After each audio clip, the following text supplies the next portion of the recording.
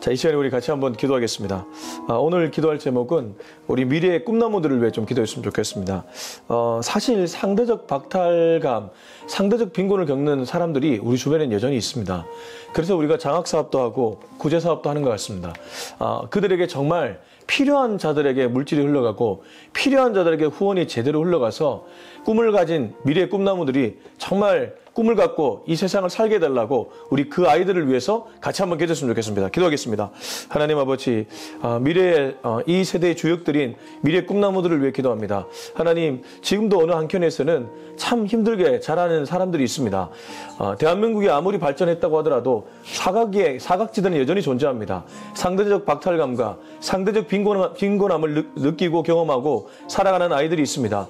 하나님 아버지, 그 아이들에게 정말 제대로 물질을 흘려보내주고 후원할 수 있는 우리 교회와 또 우리 성도님들과 이 땅의 한국교회가 되게 하여 주시옵소서. 하나님, 다음 세대에 말만 할 것이 아니라 그 아이들을 위해 우리가 할 수 있는 부분을 직접 나서서 도와줄 수 있도록 도와주시옵시고, 물질을 흘려보낼 수 있는 우리 교회가 되게 하여 주시옵소서. 저희 교회도 미약하나마 앞으로 이런 일에 앞장서고자 합니다. 하나님께서 물질을 보내주시옵시고 함께하는 멤버들을 보내주시옵소서. 그래서 이 일에 정말 최선을 다해 도와주고 힘을 쓸 때에 주님께서 기뻐하는 정말 고아와 가부와 나그네들을 살려주는 그런 교회가 되게 하여 주시옵소서.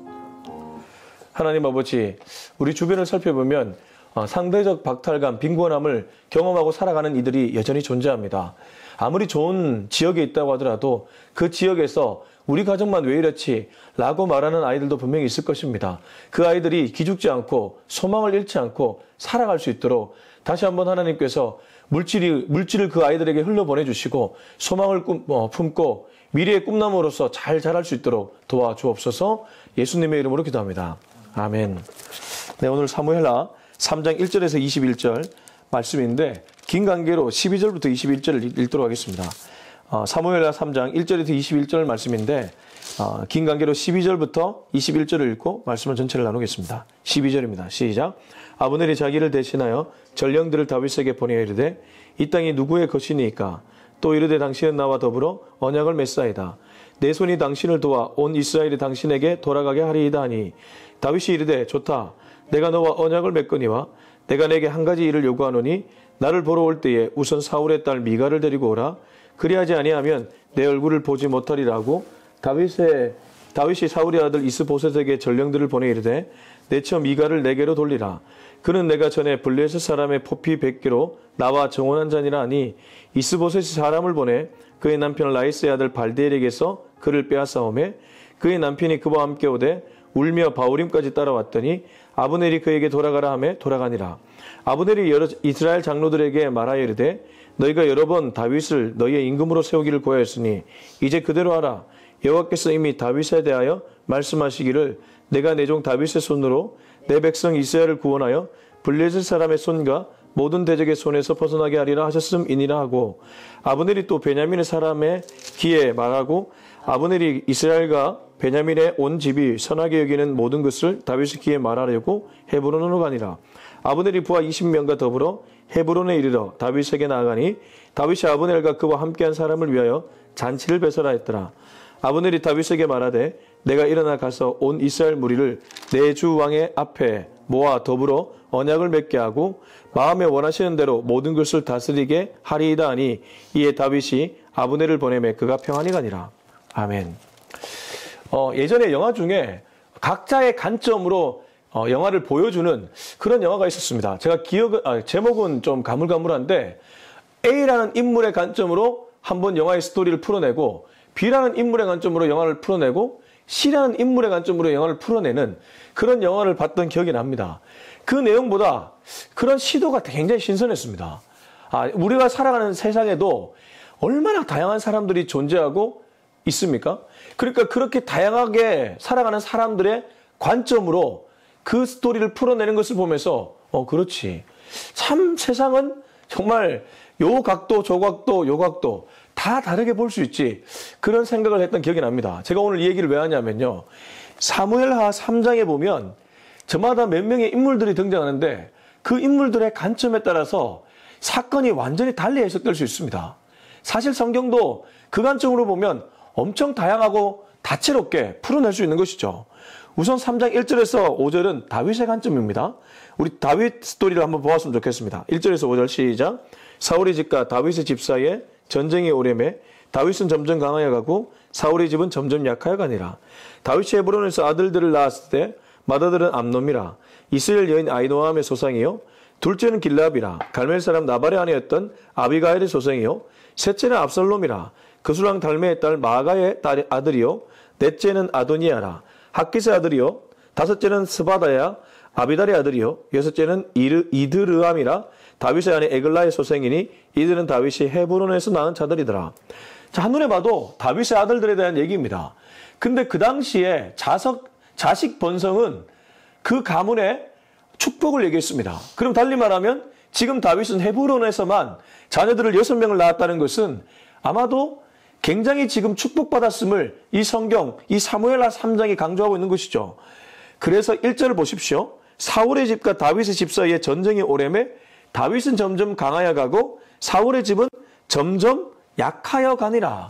아마도 사울의 잔당이 있었고 그들은 여전히 기승을 부렸던 것 같은데 그러나 전쟁을 하면 할수록 오히려 다윗의 가문은 승하여지고 이 사울의 가문은 오히려 쇠락해져가는 그런 모습이었다는 것이죠. 자, 다윗의 관점으로 보면 어떻습니까? 지금 다윗은 오랜 기간 동안 도망자 신세를 면치 못했지만 하나님이 한번 세워주니까 승승장구하기 시작했다는 것이죠. 정말 축복을 제대로 받았습니다.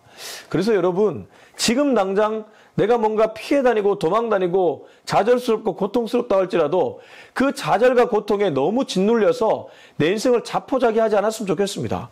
하나님은 지난번에도 말씀드렸지만 하나님의 때에 사람을 딱 세우셔서 쓰기 시작하는데 그때가 되면 아무리 어떤 사람이 그 사람을 끄집어 내리려고 해도 끄집어 내릴 수가 없습니다. 결국 하나님이 쓰고 하나님이 쓰지 않는 그런 관점으로 우리는 성경을 해석할 수 있고 우리 인생을 해석할 수 있다는 것입니다. 자, 이제 근데 6절부터 11절을 보니까 전혀 다른 사람의 또 관점이 등장합니다. 똑같은 시기였습니다. 똑같은 시기에 이쪽 그룹에서는 그러한 은혜를 누릴 때 이쪽 그룹에서는 또 어떤 일이 있었을까요?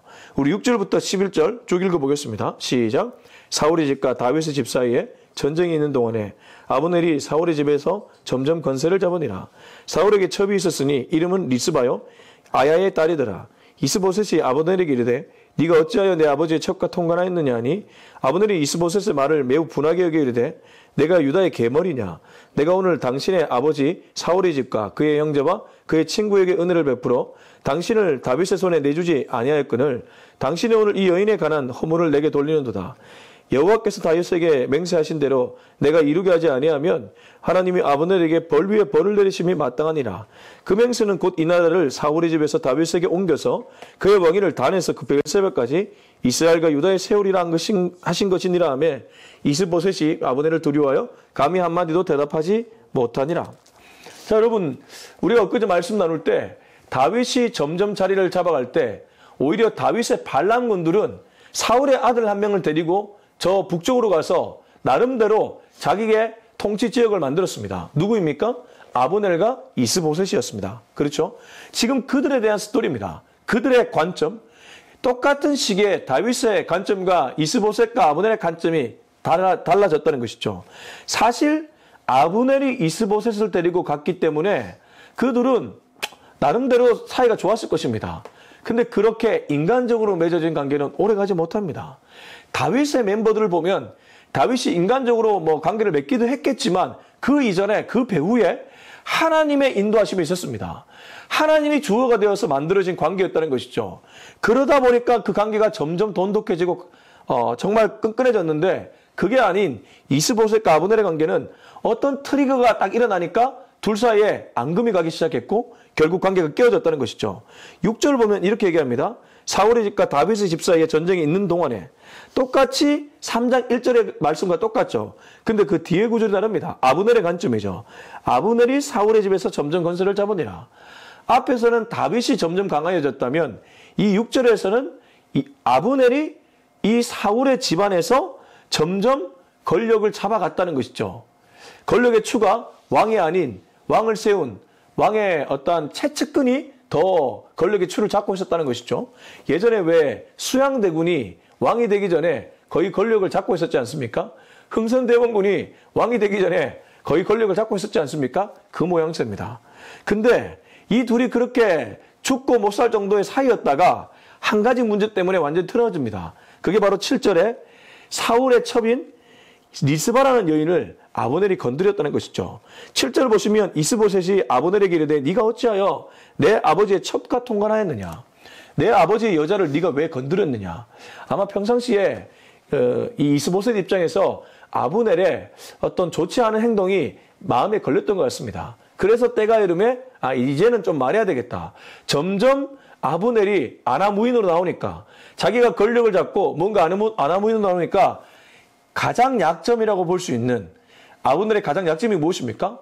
왕의 여자를 건드린 것 자체가 약점 아니겠습니까? 그 부분을 딱 얘기하죠. 근데 아브넬의 반응이 무엇입니까? 8절. 아브넬이 이스보셋의 말을 매우 분하게 여겨 이르되 내가 유다의 계머리냐? 이거 히브리어 원어 그대로 보면 유다의 게데갈이냐? 이겁니다. 내가 유다의 게데갈이냐? 그 정도로 굉장히 세게 얘기를 했습니다. 지금 왕은 이스보셋인데 그 왕 이스보셋을 전혀 인정하지 않는 말투죠. 내가 왕이라는 것입니다. 여기 보면 내가가 굉장히 많이 나옵니다. 이 사람은 결국 자기의 관점이 무엇입니까? 이 왕국은 내가 세웠다. 너는 허수아비 왕일 뿐이다. 이런 관점 아니겠습니까? 내가 오늘 당신의 아버지 사울의 집과 그의 형제와 그의 친구에게 은혜를 베풀어 당신을 다윗의 손에 내주지 아니하였거든. 이 말이 내가 당신 왕 만들어줬고 내가 당신 다윗이 해하지 못하도록 만들어준 거 아니냐. 근데 네가 감히 오늘 이 여인에 관한 허물을 내게 돌려? 이 사람들 앞에서 내가 부끄러워지게 이 얘기를 쏟아내고 있는 것이죠. 이 문제로 이들은 완전히 관계가 끊어지게 됩니다. 그러니까 보십시오. 이게 하나님이 간섭한 관계가 아니고 하나님이 역사한 관계가 아니니까 이렇게 가볍게 끊어지게 되는 것이죠. 그래서 여러분께 해코지 않은 어떤 그룹이 있다면 그게 정말 하나님이 기뻐하는 그룹이 아니라면 가만히 냅두십시오. 나중 되면 자동으로 자중질환이 일어나서 스스로 와야 되고 맙니다. 자, 9절에서 11절 다시 한번 보시면 여호와께서 다윗에게 맹세하신 대로 내가 이루게 하지 아니하면 하나님이 아브넬에게 벌 위에 벌을 내리심이 마땅하니라. 어떻게 이런 말을 함부로 할 수 있습니까? 내가 여호와께서 다윗에게 맹세하신 대로 내가 이루게 하지 아니하면 본인이 분명히 이스보셋을 왕으로 세워서 왕국을 만들어 놓고는 이제는 다윗이 통치하게 될 것이다. 그렇게 되지 아니하면 하나님이 나 아브넬에게 벌 위에 벌, 그러니까 반드시 이루어지게 될 것이다. 그 말을 하는 것이죠. 그 맹세는 곧 이 나라를 사울의 집에서 다윗에게 옮겨 그의 왕위를 단에서 브엘세바. 이 단에서 브엘세바가 우리로 치면 할라에서 백두까지입니다. 할라에서 백두까지 이스라엘과 유다에 세우리라 하신 것이니라 하매 이스보셋이 아브넬을 두려워해 감히 한마디도 대답하지 못하니라. 이 이스보셋의 관점을 한번 보십시오. 이스보셋은 분명히 아브넬에게 불만을 품고 그렇게 말을 했다가 돌아오는 말을 듣고는 아예 몸이 딱 얼어붙어서 아무 말도 하지 못하게 됩니다. 11절 다시 한번 보십시오. 아브넬을 두려워하여 감히 한마디도 대답하지 못하니라. 이게 왕의 모습이 아니죠. 사람을 두려워하고 권력을 무서워했던 그런 모습이라고 볼 수 있습니다. 얼마나 비참하고 비굴한 모습입니까? 간혹 우리 그리스도인 중에도 이렇게 살아가는 사람들이 있습니다. 절대 그래서는 안 될 것입니다. 여러분, 우리가 평생 두려워야 될 분은 오직 하나님 한 분인 줄로 믿습니다. 자리를 탐하고 힘을 탐하니까 이러한 결과를 낳게 되는 것이죠. 이스보셋이 다윗을 인정하고 다윗의 왕국에 들어갔다면 이런 비굴한 인생 안 살아도 됐을 것입니다. 근데 본인도 왕이 되고 싶었고 사울의 아들이었기 때문에 그럴 때 아브넬이 왕으로 세워주니까 그 권력의 아첨에 속아서 넘어갔다가 결국 이러한 비굴한 인생이 된 것이죠. 자, 이제 12절부터 14절입니다. 읽어보겠습니다. 시작. 아브넬이 자기를 대신하여 전령들을 다윗에게 보내어 이르되 이 땅이 누구의 것이니까? 또 이르되 당신은 나와 더불어 언약을 맺사이다. 내 손이 당신을 도와 온 이스라엘이 당신에게 돌아가게 하리이다 하니 다윗이 이르되 좋다. 내가 너와 언약을 맺거니와 내가 내게 한 가지 일을 요구하노니 나를 보러 올 때에 우선 사울의 딸 미가를 데리고 오라. 그리하지 아니하면 내 얼굴을 보지 못하리라고 다윗이 사울의 아들 이스보셋에게 전령들을 보내 이르되 내 처 미가를 내게로 돌리라. 그는 내가 전에 블렛 사람의 포피 뵙기로 나와 정원한 자니라 하니. 자, 12절에서 14절은 이 아브넬과 다윗이 서로 화친을 맺는 장면인데 이 언약을 맺을 때 인간들의 조약이죠. 여기 하나님은 없습니다. 다윗도 이 부분에서 하나님께 물었다는 흔적 없습니다. 아브넬은 말할 것 없죠. 그래서 이 둘 사이의 언약의 증거로 다윗의 예전 처인 사울의 딸 미갈을 데리고 오라고 합니다. 사울의 진영에서 화친을 맺었기 때문에 사울의 딸인 미갈을 다시 데리고 오라고 하는 것이죠. 근데 저는 이거 보면서 우리가 지금 각자의 관점으로 이 말씀을 풀면 좋다고 했는데 미갈의 관점으로 들어가 보십시오. 그리고 미갈의 남편의 관점으로 들어가 보십시오. 이게 갑자기 자다가 왜 봉청입니까? 내 의사는 전혀 물어보지 않습니다. 나중에 이 아브넬이 하는 행동 보면 그 의사를 전혀 물어보지 않는다는 것이죠. 계속 말씀을 보시면 15절 16절 이스보셋이 사람을 보내 그의 남편 라이스의 아들 발델에게서 그를 빼앗아 오매 그의 남편이 그와 함께 오되 울며 바울임까지 따라왔더니 아브넬이 그에게 돌아가라 하며 돌아가니라. 이거 보십시오. 결국 이스보셋이 아브넬과 다윗의 조약에 도움을 주게 되는데 14절 보면 다윗이 사울의 아들 이스보셋에게 전령들을 보내 이르되 내 처 미갈을 내게로 돌리라. 그는 내가 전에 블레 사람 포피 100개로 나와 정원한 자니라 하니 이스보셋이 사람을 보내서 그 미갈의 남편 라이스의 아들 발델에게서 미갈을 빼앗아 옵니다. 그리고 그 남편이 울면서 따라오니까 아브넬, 이 조약을 맺었던 아브넬이 그냥 돌아가라고 합니다. 그럼 어떻습니까? 이 사람들의 관점으로 들어가 보면 지금 억울하기 짝이 없습니다. 미갈은 뭐 그 얘기하고 있지 않으니까 제쳐두더라도 적어도 이 누굽니까? 누구죠? 발디엘. 이 발디엘의 관점으로 들어가면 얼마나 억울하고 이게 갑작스러운 일입니까? 아니 본인의 버젓이 아내로 있었던 미갈을 이미 다윗은 오랫동안 지나면서 여자들을 얼마나 많이 거느렸습니까? 앞에 3장 2절에서 5절을 보면 그가 여자들에게서 낳았던 아들이 도대체 몇 명입니까? 근데 왕의 권력을 갖고 가져오라고 하니까, 데려오라고 하니까 이 힘없는 사람은 그냥 줄 수밖에 없게 되는 것이죠. 저는 이 구절이 훗날 일어날 다윗의 교만함을 은근히 암시하고 있는지도 모르겠습니다. 결국 우리는 이러한 관점으로 들여다보면 성경이 더 또렷하게 보일 수 있다는 것입니다. 자, 이제 17절에서 21절 읽고 마무리하겠습니다. 17절에서 21절 시작. 아브넬이 이스라엘 장로들에게 말하여 이르되 너희가 여러 번 다윗을 너희의 임금으로 세우기를 구하였으니 이제 그대로 하라. 여호와께서 이미 다윗에게 대하여 말씀하시기를 내가 내 종 다윗의 손으로 내 백성 이스라엘을 구원하여 블레셋 사람의 손과 모든 대적의 손에서 벗어나게 하리라 하셨음이니라 하고 아브넬이 또 베냐민 사람의 귀에 말하고 아브넬이 이스라엘과 베냐민의 온 집이 선하게 여기는 모든 것을 다윗의 귀에 말하려고 헤브론으로 가니라. 아브넬이 부하 20명과 더불어 헤브론에 이르러 다윗에게로 나아가니 다윗이 아브넬과 그와 함께한 사람을 위하여 잔치를 배설하였더라. 아브넬이 다윗에게 말하되 내가 일어나 가서 온 이스라엘 무리를 내 주 왕 앞에 모아 더불어 언약을 맺게 하고 마음에 원하시는 대로 모든 것을 다스리게 하리이다 하니 이에 다윗이 아브넬을 보내매 그가 평안히 가니라. 자, 17절에서 21절은 다시 한번 아브넬과 다윗 사이에 평화의 조약, 평화의 언약이 이루어지는 장면을 보는데 17절 한번 보십시오. 아브넬이 이스라엘 장로들에게 말하여 이르되 이스라엘 장로들이면 이 자기가 북쪽으로 데리고 왔던 그 북이스라엘 멤버들을 얘기합니다. 그 이스라엘 장로들에게 말하되 너희가 여러 번 다윗을 너희의 임금으로 세우기를 구하였으니 아니 구하였으면 진작에 세워졌어야 되는데 이제 와서 세우죠. 이제 그대로 하라. 이제 그대로 하라. 18절 여호와께서 이미 다윗에 대하여 말씀하시기를 내가 내 종 다윗의 손으로 내 백성 이스라엘을 구원하여 블레셋 사람의 손과 모든 대적의 손에서 벗어나게 하리라 하셨음이니라 하고 아니 그의 말이 예전과 완전히 다릅니다. 결국 이스보셋의 트리거가 아브넬의 마음을 분노케 했고 아브넬은 이 왕국 전체를 다윗에게 넘겨주고 있다는 것이죠. 결국 하나님은 다윗을 이스라엘 전체의 통치자로 만들어주십니다. 손 안 대고 굽힌다고 지금 다윗이 한 것이 아니라 이 아브넬이 스스로 이 국가를 다윗에게 주고 있다는 것이죠. 다윗이 한 것이 뭐가 있습니까? 여러분 이 말씀 보시면 우리가 깨달을 수 있는 진리가 하나 있죠. 전부 하나님이 하셨습니다. 아브넬이 이렇게 쉽게 그 자기 왕국을 이스라엘 장로들과 함께 다윗에게 바칠 줄 누가 알았겠습니까? 하나님은 이 방식을 통해서 다윗에게 전체 통치권을 주게 되었다는 것이죠. 19절 아브넬이 또 베냐민 사람의 귀에 말하고 아브넬이 이스라엘과 베냐민의 온 집이 선하게 여기는 모든 것을 다윗의 귀에 말하려고 헤브론으로 가니라.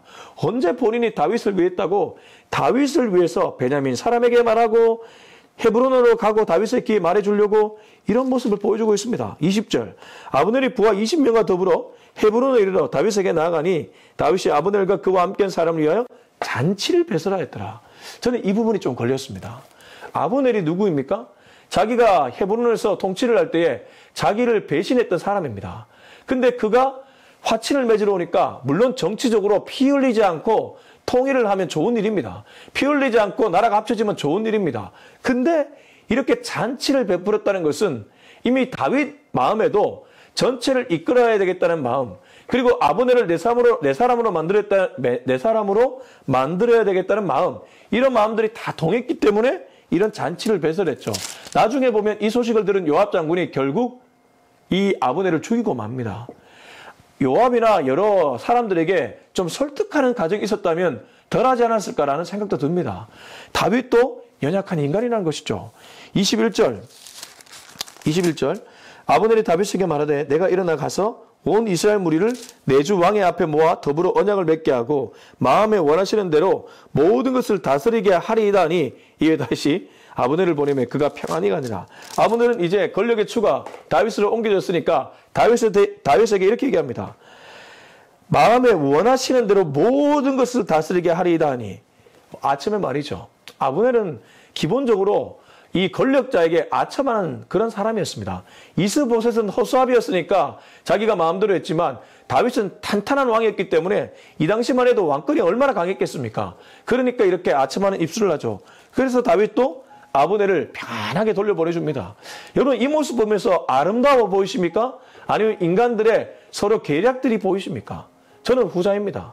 이 모습이 그렇게 아름다워 보이지는 않습니다. 물론 하나님은 배후에서 역사에서 이스라엘 전체를 다윗의 통치로 주셨습니다.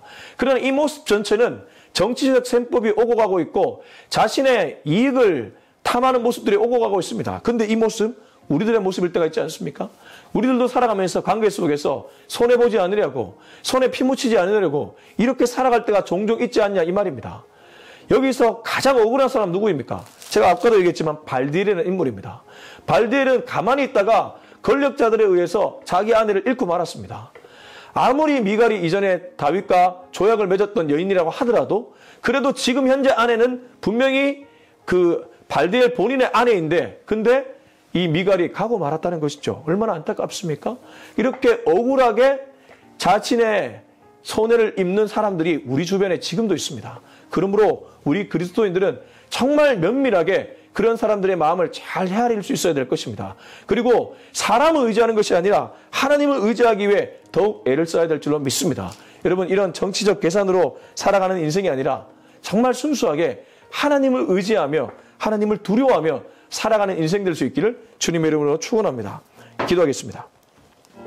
이 시간 기도할 때 우리 하나님께 이렇게 한번 기도하겠습니다. 주님, 평생을 아버지 하나님 정치적인 계산법으로 권력의 추를 보면서 살아가는 인생이 아니라 정말 순수하게, 아니 순진할 정도로 주님만을 바라보며 살아가는 인생 되게 하여 주시옵소서. 주님이 이끄시는 인생 되게 하여 주시옵소서. 우리 다 같이 한번 기도하겠습니다. 하나님 아버지 감사합니다. 주님 평생을 정말 순수하게 살아갈 수 있기를 합니다. 마치 어린아이의 그 순수함이 그렇게 내게도 있기를 소망합니다.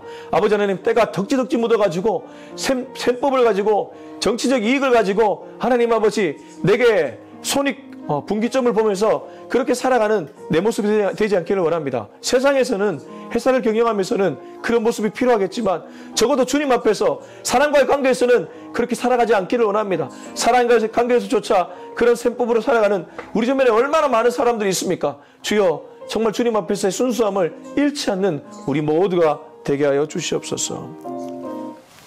이제는 우리 주 예수 그리스도의 은혜와 하나님의 사랑과 성령의 위로하심이 평생 순수함을 잃지 않기로 다짐하는 우리 모두의 머리 위에 지금부터 영원토록 함께 하기를 간절히 축원하옵나이다.